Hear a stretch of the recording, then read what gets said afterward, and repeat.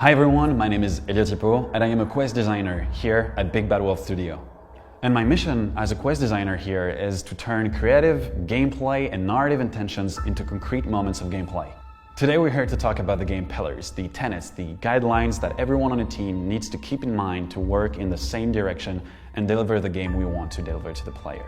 For those of you who play the console, it's part of the studio DNA to give player agency. And the first way you're going to feel that is by choosing your own character at the beginning of the game. There's 3 different vampires that you can play, and you will be able to choose in which order you want to play them. Each of these vampires will come with their unique character sheets with their own set of skills and discipline that you will be able to upgrade and modify based on the experience you gain during your quest. And upgrading your characters, skills and discipline will unlock new paths, new way to interact with the world. And of course, these actions will have consequences, small and big, on your character arcs, the story, the plot, the scene you're in, or even the city of Boston. Might be a good moment to talk a little bit more about what we mean as a narrative RPG. It's basically a narrative game, like you've played many of them, but the twist we want to make with that is adding characteristic and statistics in that thing. So you won't always be able to choose the option you want if you haven't spent enough experience point in that power, in that specific competence. In the game you will play powerful vampires, but we are going to put you in a situation where power aren't enough. You will be surrounded by humans and you need to respect the Masquerade in order not to reveal your own nature. And to use a power, you're going to need blood, and if you run out of blood, you're going to be in a bad situation and you're going to need to replenish that. Vampires have characteristics that really make them obvious to humans that they are vampires. They are cold like a dead body, they don't breathe, they do not live, they're basically dead. So you need to use your power, use your skills and discipline to hide that from them.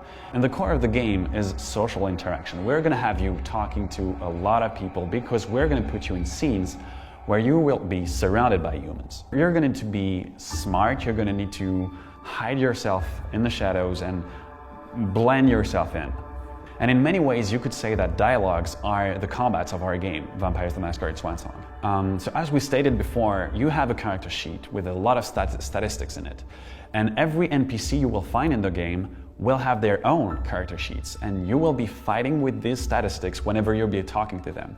The world of Swansong stars a lot of conspiracy, a lot of secret and shadows. Boston is very much like every city in the world of darkness. There is a lot that's happening below the surface and in high places also.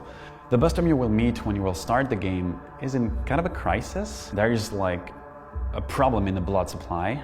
And in order to prevent a chaos from happening, the Camarilla has decided to reunite it with another factions to help with the blood supplies. But at the beginning of the game, there is a gigantic attack that happens at the party, and you will need to investigate, you will need to use your ability and powers to understand who is behind all that and untangle everything that happened.